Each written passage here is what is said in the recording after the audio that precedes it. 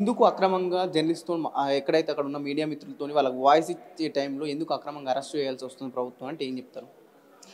ఏమీ లేదు. ప్రభుత్వం రేవంత్ రెడ్డి ప్రభు నాయకత్వంలోని కాంగ్రెస్ ప్రభుత్వము ప్రజలకు చేస్తున్నటువంటి మోసాన్ని ఎప్పటికప్పుడు దాచిపెట్టడం, కప్పిపెట్టడం, మాట్లాడేటటువంటి వాళ్ళ గొంతు నొక్కినట్లయితే, వాళ్ళని బెదిరించినట్లయితే, వేధించినట్లయితే వాళ్ళే భయపడి మాట్లాడటము, ప్రభుత్వం చేసే మోసాన్ని, వంచనని, ద్రోహాన్ని మాట్లాడుకుంటారు అన్నది కాంగ్రెస్ పార్టీ ఎంచుకున్నటువంటి మార్గం. కానీ వాళ్ళకి తెలియనిది ఏంటంటే ఈ దేశంలో ఇందిరాగాంధీ లాంటి నాయకురాలే ఎమర్జెన్సీ పెట్టి ప్రజాస్వామిక గొంతులని హక్కుల కోసం మాట్లాడేటటువంటి వాళ్ళని ఎంత బెదిరించినా, ఎంత చేసినా, ఎన్ని కుట్ర కేసులు, ఎన్ని అక్రమ కేసులు బనాయించినా బాజాప్తా ధైర్యంగా నిలబడి ఎదిరించి మాట్లాడినటువంటి వ్యవస్థ భారతదేశం. అక్కడ మీరు ఏమైనా పోలీసులకు పర్మిషన్ లేకుండా ధర్నాలు కానీ ర్యాలీ ఏమైనా ఆర్గనైజ్ చేశారా? ఇప్పుడు అక్కడ మా పార్టీ వర్కింగ్ ప్రెసిడెంట్ కేటీఆర్ గారిని విచారణకి ఈడీ పిలిచింది. ఈడికి వెళ్ళిండ్రు ప్రజాస్వామ్యబద్ధంగానే. మేము సంఘీభావంగా అక్కడ మా పార్టీ వర్కింగ్ ప్రెసిడెంట్గా వెళ్తున్నప్పుడు సంఘీభావంగా ఆయన నిలబడ్డం. ఇంకేమీ లేదు. ఆయన లోపలికి కేటీఆర్ గారిని లోపలికి పంపించిన తర్వాత మమ్మల్ని అందరిని కూడా పోలీసులు ఎక్కడ ఉండమంటే అక్కడ నిలబడ్డాం. అక్కడ కాదు ఇక్కడి వరకు ఉండాలంటే అక్కడే కార్లు దిగినాం. మీరు ఇక్కడి నుంచి అక్కడ పక్క జరగనంటే పక్కకు పోయినాం. ఆ పక్కన కాదని రోడ్ అవతల ఉండండి అంటే రోడ్ అవతల పెట్టి ఆడ చెట్టు కింద ఎక్కడ ఉంటే కూడా అక్కడ కూడా ఉన్నాం. అక్కడ కూడా మళ్ళీ రోప్ పార్టీ వచ్చి వాళ్ళని మమ్మల్ని అడ్డంగా నిలబడినా ఉన్నాము. కానీ మీడియాతో మాట్లాడుతున్నాం, అందరం బయటలు ఇస్తున్నాం. ఏం జరుగుతుంది, ఎందుకు ఈ ఫార్ములా అయింది, ఈ ఫార్ములా పేరు మీద ప్రభుత్వం చేస్తున్నటువంటి ఈడీని అడ్డం పెట్టుకొని, ఏసీబీని అడ్డం పెట్టుకొని ప్రభుత్వం చేస్తున్నటువంటి అరాచకమైంది, ఈ నిరంకుశత్వ పాలనేది, ఇది దుర్మార్గమైనటువంటి రాక్షస పాలనేది అనేది మాట్లాడుతున్నాం. మీడియాతో మాట్లాడుతున్నాం, వివరిస్తున్నాం, చెప్తున్నాం. మీడియా అడిగినందుకు మాతో మాట్లాడుతున్నాం.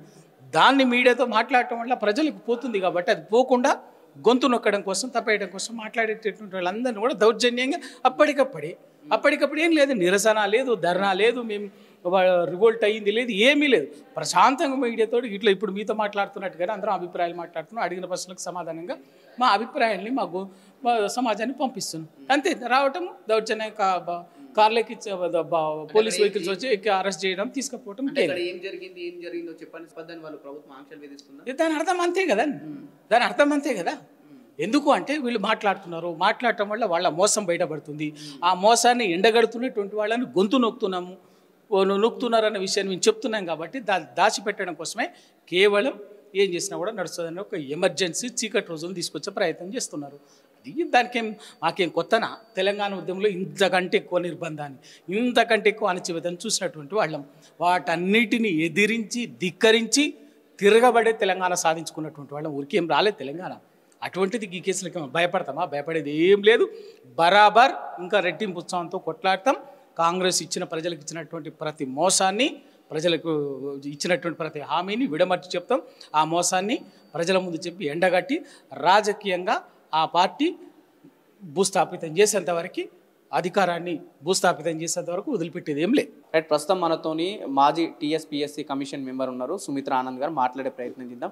ఎందుకు మీడియాతో మాట్లాడుతున్న నేపథ్యంలో బలవంతంగా అక్రమ అరెస్ట్ చేసి దాదాపు 8 గంటలు పోలీస్ స్టేషన్లో ఎందుకు ఉంచాల్సి వచ్చిందనే విషయం మనం మాట్లాడే ప్రయత్నం చేద్దాం. మేడం చెప్పండి, ఎందుకు ఒకవైపు అక్కడ ఏం నిరసన తెలుపకున్నా సరే బలవంతంగా అక్కడ ఉన్న జీబులెక్కించి పోలీస్ స్టేషన్ తీసుకెళ్ళింది, అసలు ఏమైంది అక్కడ? మేము మా BRS party working president KTR గారికి సంఘీభావం తెలియజేయడానికి ఈడీ ఆఫీస్కి వెళ్ళినాము. చాలామంది బీఆర్ఎస్ శ్రేణులు అక్కడ జమగూడడం జరిగింది. ఆ క్రమంలో భాగంగానే మేము అక్కడ మీడియా మాట్లాడుతూ ఉంది, ఏం జరుగుతూ ఉన్నది. నేనైతే టీ న్యూస్లో మాట్లాడుతున్నాను. ఆ మాట్లాడుతున్న సందర్భంలో వచ్చి అసలు మాటలు పూర్తి కాకుండానే పోలీసులు వచ్చి తీసుకెళ్ళారు, అరెస్ట్ చేసిండ్రు. ఏం లేదు, ఈ కేంద్ర రాష్ట్ర ప్రభుత్వాలు కూడబలుక్కొని, అటు బీజేపీ అయితేనేది, ఇటు కాంగ్రెస్ అయితేనేది, రెండు జాతీయ పార్టీలు కూడబలుక్కొని ఇవాళ బలమైన ప్రత్యర్థి, తమ రెండు పార్టీలు కూడా బలమైన ప్రత్యర్థిగా బీఆర్ఎస్ను భావిస్తూ, బీఆర్ఎస్ ఉనికిని దెబ్బకొట్టాలి, బీఆర్ఎస్ని మరి ఇబ్బంది పెట్టాలి, ఇరుకున పెట్టాలనేటువంటి ప్రయత్నంతో అభండాలు వేస్తూ, బట్టగాల్సి మీదేస్తూ, కుట్ర చేస్తూ, రెండు పార్టీలు కలిసి చేసినటువంటి సమిష్టి కుట్రనే ఇవాళ ఈ ఏసీబీ ఈడీ కేసు. ఇట్లా ఎక్కడైతే ఈరోజు అక్కడ జరిగిన సిచ్యువేషన్ చూస్తే పూర్తిగా స్వేచ్ఛగా మాట్లాడలేకపోయిన మీలాంటి నాయకులకు ఆంక్షలు విధిస్తున్నా మీరు ఏం మాట్లాడాలా ఏం మాట్లాడకూడదని ఆ ప్రభుత్వం ఎందుకు ఆంక్షలు విధిస్తుంది అంటే ఏం చెప్తారు? స్పష్టమవుతున్నది కదా. మేము ఈ 13 నెలల పాలనలోని వైఫల్యాలు ఎండగడతా ఉన్నాం, ప్రజలకు చెప్తా ఉన్నాం. ఈ దృష్టి మళ్లించే రాజకీయాలు ఎంతకాలం చేయగలుగుతావు రేవంత్ రెడ్డి గారని ప్రశ్నిస్తూ ఉన్నాము.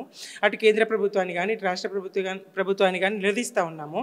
మరి ఈ క్రమంలోనే కేవలం దృష్టి మళ్లించే దాంట్లో భాగంగానే, ప్రశ్నను నిర్బంధించే దాంట్లో భాగంగానే, ప్రశ్నించకుండా గొంతు నొక్కే దాంట్లో భాగంగానే ఈ అరెస్టులు.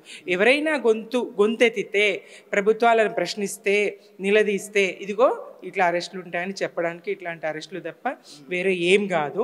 ఈ జరిగిన ఈడీ కానీ ఏసీబీ కానీ ఈ ఫార్ములా ఈ రేస్ కేసులో జరిగినటువంటి ఎలాంటి అవకతవకలు కానీ ఒక్క ₹1 ఒక్క పైసా అవకతవక కానీ అక్కడ జరిగింది లేదు.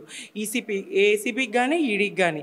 అట్లాంటి సందర్భం లేనిపోని కేసులు పెట్టి అనవసరంగా ఇబ్బంది పెట్టాలనేటువంటి కుట్ర తప్ప ఇంకేం లేదు. దాన్ని మేము నిరసన కూడా తెలియజేయలేదు. అక్కడ ఈడీ ఆఫీస్ దగ్గర మేమేం నిరసన తెలియజేస్తాం? మేము అక్కడికి వచ్చినటువంటి మీడియాతో మాట్లాడుతున్నాం. ఆ క్రమంలోనే ఇలాంటి అరెస్టులు, ఈ అరెస్టులకు బీఆర్ఎస్ శ్రేణులు, కేసులకు అరెస్టులకు బీఆర్ఎస్ శ్రేణులు, కేసీఆర్ గారి సైన్యం ఎప్పుడు భయపడదు. ఆయన కేసీఆర్ గారి నాయకత్వంలో సుశిక్షితులైనటువంటి సైనికులం మేము. దళపతి అడుగుజాడలో నడుస్తాం. తెలంగాణ రాష్ట్రానికి జరుగుతున్నటువంటి అన్యాయాన్ని ఎండగడతాం, కాంగ్రెస్ వైఫల్యాలను ఎండగడతాం, ఇచ్చిన హామీల్ని ప్రశ్నిస్తాం, దశాబ్దాల వెనుకకు రాష్ట్రాన్ని నెడుతున్నటువంటి ఈ పాలన వైఫల్యాలను తప్పకుండా నిలదీస్తాం. కేసులు ఏ రకమైన ఎన్ని కేసులు పెట్టినా ఈ కేసులకు మాత్రం జడిసేది లేదు, భయపడేది లేదు. జై తెలంగాణ. రైట్, ఇది పరిస్థితి. అయితే బీఆర్ఎస్ నాయకురాలని పూర్తిగా అక్రమ అరెస్ట్ చేయడం జరిగింది. ఈడీ ఆఫీస్ దగ్గర అయితే కేటీఆర్ విచారణకు హాజరయ్యే సమయంలో కేటీఆర్కి మద్దతుగా అయితే బీఆర్ఎస్ పార్టీ వర్కింగ్ ప్రెసిడెంట్ కేటీఆర్కి మద్దతుగా అక్కడికి వెళ్ళడం జరిగింది. మీడియాతో మాట్లాడే సమయంలో పూర్తిగా అక్రమ అరెస్టులు, బలవంతంగా అక్కడున్న జీబులోకి తీసుకెళ్లడం, దాదాపు 8 గంటలు పోలీస్ స్టేషన్ ఉంచడం, ఇది కేవలం మేము ప్రశ్నిస్తున్నందుకే మా మీద అక్రమ కేసులు పెట్టి అక్రమ అరెస్టులు జరుపుతుందని బీఆర్ఎస్ నాయకులు బలంగా చెప్పడం జరుగుతుంది. చూద్దాం ఇంతవరకు ఈ కేసు పరంపర కొనసాగుతుంది. ఎందుకంటే మనం గతంలో చూసినాం, వీకెండ్ వస్తే చాలు ఈ ఏదైతే ప్రశ్నించే వాళ్ళపైన అక్రమ కేసులు పెట్టి అరెస్టులు చేసే విషయాలు మనం గతంలో చాలానే చూసాం. ఇంకా ఎంతవరకు ఇది ముందుకు సాగుతున్న విషయాలు కూడా మనం వేచి చూడాల్సిన అవసరం ఉంది.